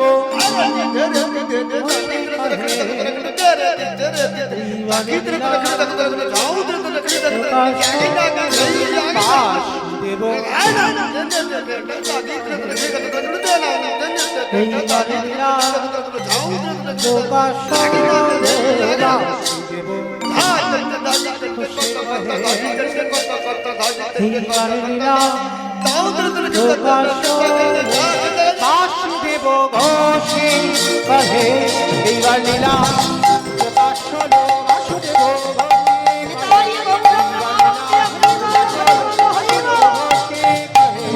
এইবার লীলা প্রকাশ হলো আহা বাসুদেব ঘোষে জানি তাই চলুন এবার আমরা চলে যাবো মধুমাস ধাম, বৃন্দাবন ধাম। তবে বলেনি আমার ইচ্ছাতে নয়, যারা আমাকে নিমন্ত্রিত করে এনেছেন তাদের আদেশ শিরোধার্য করে আজকের আমার উপরে লীলার দায়িত্ব দেওয়া হয়েছে। বৃন্দাবনের মাটিতে বাঁকে বিহারী লাল, আমার উপরে একটা লীলার দায়িত্ব দেওয়া হলো বৃন্দাবনে বঙ্কু বিহারী লাল। বৃন্দাবনে যারা দর্শন করেছে বহু মন্দির আছে, কিন্তু মূল মন্দির হচ্ছে বাঁকে বিহারী লাল, মানে সর্বদা ভিড় বাবা। আর একবার করে দেখবেন আমার গোবিন্দের সামনে পর্দা টেনে দেয়। অনেক অনেক মন্দির দেখেছো তো হয়তো খেয়াল নেই, এইটা হচ্ছে মনে করে দেওয়ার জন্য। এইটা হচ্ছে বৃন্দাবনে বাঁকে বিহারী লাল। আচ্ছা কতজন গেছেন একবার বৃন্দাবন, হাতটা তোলেন তো দেখি। বেশ অনেকে গেছেন মোটামুটি, তাহলে দেখেছেন বাঁকে বিহারী লালকে। বেশ, তাহলে আজকের আমরা জানবো বৃন্দাবনের বঙ্কুজি পরবর্তী দিনে বাবা তার সেই বঙ্কুর সঙ্গে বিহারী লাল যোগ হলো। কে সেই ভক্ত যার নাম ভগবান নিজের নামের সঙ্গে জুড়ে দিল, সবটাই আজকে লীলার মধ্যে জানবো। তার আগে দেখি সবাই মিলে বলো তো গৌর সুন্দর কি নবদ্বীপে ধাম কি, ধ্বনিটা হলো কি? এটাও জয় বললাম, ধ্বনিটা হলো কি? এটা নাকি জয়? এইটা জয় নয়, একটু প্রেম সে জয় দিতে হবে। মানে ভক্ত ডুবে গেছে বাবা, বুঝতে পারিনি কি বললাম। আচ্ছা হ্যাঁ, একসঙ্গে বলে দিল। বেশ মায়েরা কই দেখি, যার যার হাত আছে আমার নিতাই আর গৌরের মতো হাতগুলো তোলো দেখি। যাদের আছে তোলো, যাদের নাই আর বলবো না। কই আমার দাদা ভাই ভাইদের চরণ ধরে নিবেদন, সবাই আত্ম নিবেদন সব। কই এদিকে আমার ধসে গেল কেন? তোলো দেখি। আমার নাম মৌমিতা ঘোষ, আমার পদে পদে দোষ, হাত তুলিয়ে তবে যাব। ভাই দেখো, এই দিকে বলেছি ওই দিকে সব পড়ে গেছে। তোলো দেখি সবাই তোলো। আমার পিছন গুলো ধসে যাচ্ছে কেন? তোলো তোলো সবাই তোলো, নাহলে আমি কিন্তু ওইখানে যাব। তোলো সবাই একসঙ্গে বলবে কেমন? বেশ। গৌর সুন্দরী কি, নবদ্বীপে ধাম কি, সচ্চিদানন্দ নন্দন কি, বিষ্ণু প্রিয়া কি, ভক্ত বৃন্দ কি, হরিবাসন ধাম কি, সাধু গুরু বৈষ্ণব কি, আপন আপন গুরু চরণ কি, কমিটি বৈষ্ণব কি, হরিনাম যজ্ঞ কি, মহাপ্রসাদ কি, আজকের আনন্দ কি, নিতাই গৌর বাহ। চলো এবার আমরা সবাই যাব বৃন্দাবন। আর বৃন্দাবনে যেতে গিয়ে বাবা আমার একটা ভজন গাইতে গাইতে যাওয়া হোক। একটা ভজন হবে তো? চলো, তবে আমি আর আমার সম্প্রদায় নয়, সবাই যাব। তা যারা যারা যাবো ওই একটু উলুধ্বনি দাও।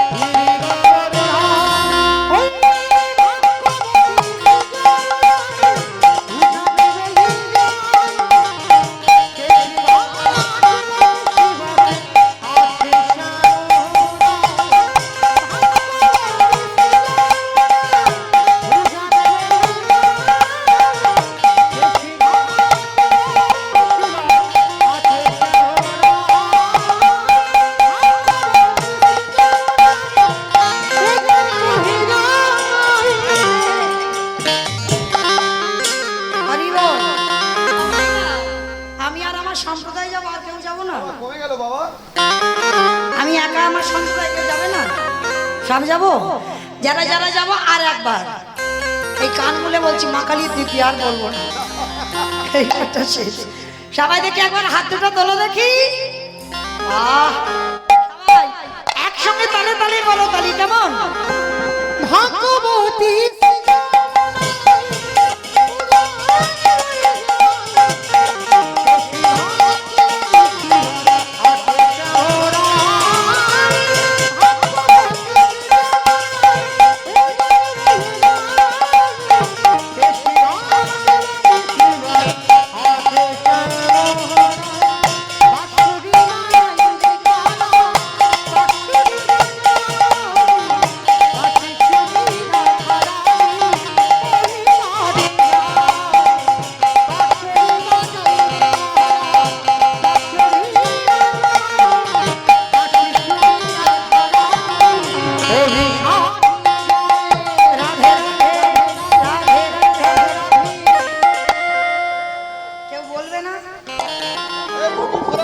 আমার রাধা নাম কেউ বলবে না? মনে মনে বলছি। সব মনে মনে। সারাদিন আমরা যারা বাবা সাধুগুরু বৈষ্ণব যারা জপের মালাতে জপ করেছে কৃষ্ণ নাম জানা হবে, এই রাধা শব্দটা একবার উচ্চারণ করলে হাজার হাজার গুণ পূর্ণ। ওই তলো দেখি সবাই হাত। ভাই কবি এবার ক্যামেরাটা ঘোরাও। আমা এই যে আমার ভাইগুলো সব ক্যামেরা করছে না, দুদিন পরে দেখবে তোমাদের এই কীর্তন চলছে, মানে বিছনায় ঘুমি ঘুমি দেখতে পাবে, আর তখন বুঝবে কার হাত উঠেছিল আর কার ওঠেনি। ভাই হাতগুলো ভালো ভালো করে দেখাবে কেমন, আর যার ওঠেনি সেইখানে বেশি করে নিয়ে যাবে। হরি বল তোলো দেখি সবাই। জয় জয় রাধে রাধে রাধে রাধে রাধে রাধে রাধে বৃন্দাবন রে রাধে রাধে গোবর্ধন রে রাধে রাধে নির্ভুবন রে রাধে রাধে বলি বলি রে স্নান বলি রে মান বলি রে রাধে রাধে বর্ষানা মে রাধে রাধে রাধা কুণ্ড রে রাধে রাধে শ্যাম কুণ্ড রে রাধে রাধে হরিপুর রে রাধে রাধে জোশে বলো ভিজে বলো কালে বন রে রাধে রাধে দামন বন রে রাধে রাধে ভুজা গাঁও রে রাধে রাধে রেল সে বলো রাধে রাধে ভাব সে বলো রাধে রাধে জোর সে বলো রাধে রাধে মাকে বিহারি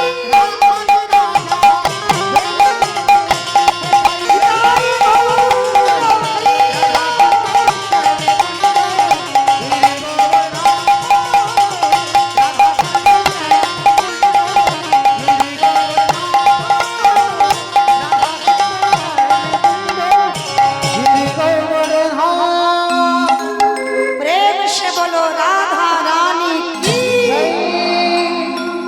ধুর, জয়টা হলো না।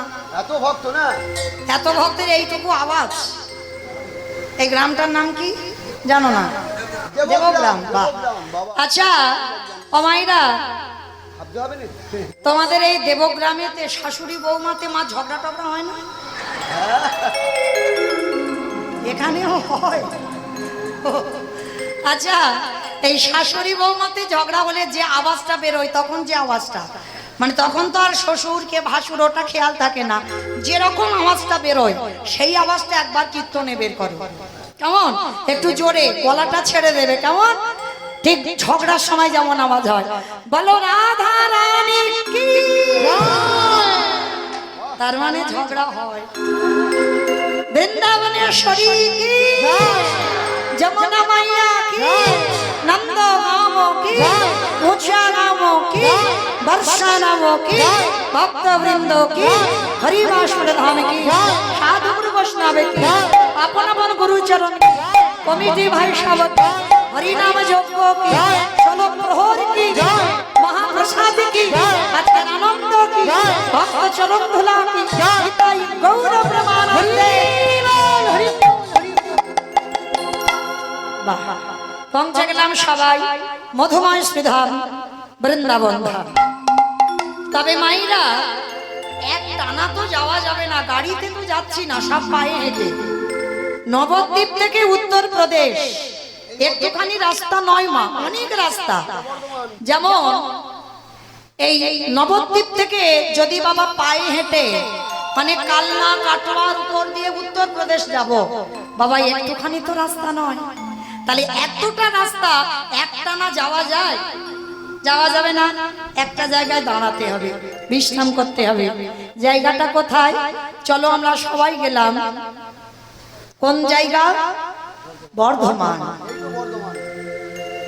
বর্ধমানে যে জায়গাটায় দাঁড়ালাম সেই জায়গাটার নাম হলো কাটোয়া কাঞ্চন নগর গ্রাম। আপনারা ভাগ্যবতী, বড় ভাগ্যবান, কারণ ভক্তের জন্ম এই বর্ধমানের মাটিতেই হয়েছে। কত বড় ভক্ত দেখো, যার নামটা বৃন্দাবনে আমার বঙ্কুজি সেই ভক্তের নামটা নিজের নামের সঙ্গে জুড়ে দিল। তাহলে আপনারা কত ভাগ্যবতী, ভাগ্যবান নয়? পরবর্তী দিনে যদি আবার মনুষ্য কুলে আসি, যেন আপনাদের মতো ভক্তের জন্মের জায়গায় জন্মাতে পারি। তাই গৌর প্রেমানন্দে হরি বল, হরি বল, হরি বল। তাহলে আমরা সবাই নবদ্বীপ থেকে হাঁটতে হাঁটতে একটা জায়গায় বিশ্রাম নিলাম সবাই মিলে। জায়গাটা বর্ধমান। কাটোয়া কাঞ্চন নগর গ্রাম। আর এই কাটোয়া কাঞ্চন নগরে এক জনম দুঃখী মা থাকতেন, যার নাম ছিল মায়াবতী ঘোষ। স্বামীর নাম ছিল দ্বিজ ঘোষ। আচ্ছা বলো তো মা, ভগবান কৃষ্ণ কাদের ঘরের ছেলে? গোয়ালা ঘরের ছেলে। বাহ। আর যে কীর্তনটা গাইছে কাদের ঘরের মেয়ে? গোয়ালা ঘরের মেয়ে। আর যা তুমিও ঘোষ? বাহ, তোমার সঙ্গে আমার মিল আছে। আর এই যে বাবা, এটা বাস্তব। এই গোয়ালা জাতিরা যেখানে থাকে না, এদের একটা আলাদা টান থাকে। হ্যাঁ, আলাদা টান থাকবে। তো যাই হোক, আজকে যাকে নিয়ে লীলাটা হবে সেও ছিল বাবা একটা ঘোষেদের ছেলে, গোয়ালার ছেলে। তাহলে চলো সবাই একত্রিত হয়ে আজ লীলা আস্বাদন হবে।